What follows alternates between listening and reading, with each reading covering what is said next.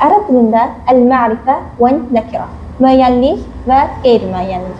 Ərəb dilində bəzi isimlər var ki, öz leksik mənasına görə müəyyənlikdə sayılır. Məsələn, işarə əvəzlikləridir, şəxs əvəzlikləridir. Bunlar artıq müəyyənlikdə sayılır. Həzə, zəlikə, biz artıq bir ismi müəyyən etdiyimiz üçün, yəni onu işarə etdiyimiz üçün o isim artıq müəyyənlikdə sayılır. Yaxud da əntə, ənti, huva, hiyə, biz artıq bir şəxsi işarə etdiyimiz üçün ona artıq müəyyənlikdə sayılır. Ancaq bəzi isimlər var ki, bunlar ən-nəkirə, yəni ki, qeyri-müəyyənlikdə sayılır. Biz qeyri-müəyyənlikdə olan bu isimləri müəyyənliyə çevirmək üçün əl artiklundan istifadə edirik. Məsələn, kitabun dediyimiz zaman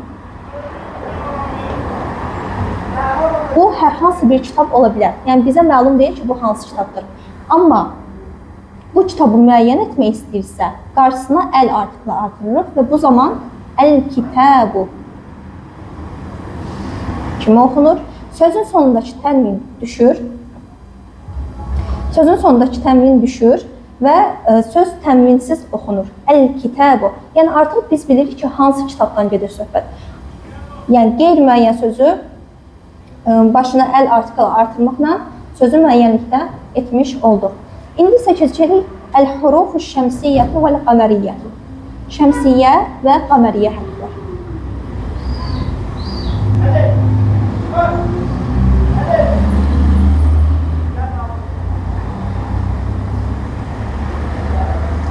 الحروف الشمسية والقمرية.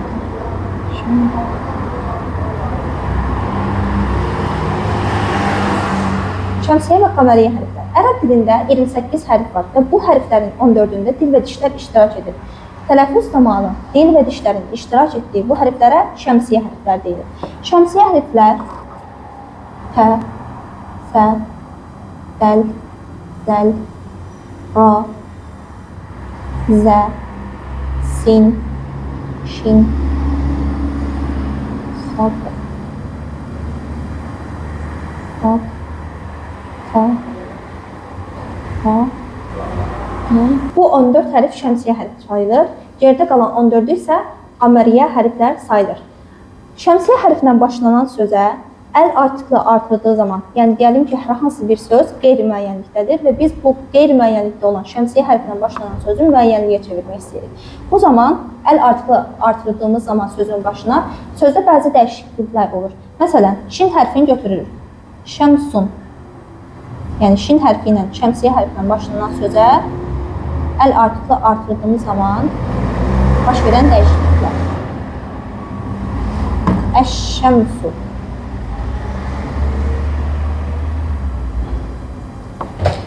Əş-şəmsu. Əvvəlcə baxırıq, şin hərfinə şəddə təşdid qoyulur. Yəni, şəddə təşdid bir hərfin 2 dəfə oxunması deməkdir. Şin hərfində təşdid qoyulduqdan sonra ləm hərfi oxunmur. Normalda əl artiklı ləm hərfi oxunmalıdır, amma şəmsiyyə hərfindən başlanan sözə ləm, əl artiklı qoşulduğu zaman ləm hərfi oxunmur. Yazıda yazılmağına baxmayaraq tələffüzdə demirik. Və əvvəl də qeyd etdiyimiz kimi, əlif-ləm artiklı ilə başlanan söz olduğu üçün və bu söz artıq müəyyənlikdə olduğu üçün biz sözün sonundakı tənvini atırıq. Söz tənvinsiz şəkildə oxunur. Əş-şəmsu. Ancaq qamariyyə hərflərdə belə deyil. Məsələn, qamerun. Biz bu sözə əl artiklı artırdığımız zaman əl-qameru. Həm ləmi yazırıq, həm də oxuyuruq. Əl-qameru. Amma yenə də əl artiklı dedik, hansı söz olur olsun. İstər şəmsiyyə hərfindən başlanan sözə, istər qamariyyə hərfindən başlanan söz olursa olsun, bu zaman sözün sonundakı tənvin düşür və söz tənvinsiz oxunur.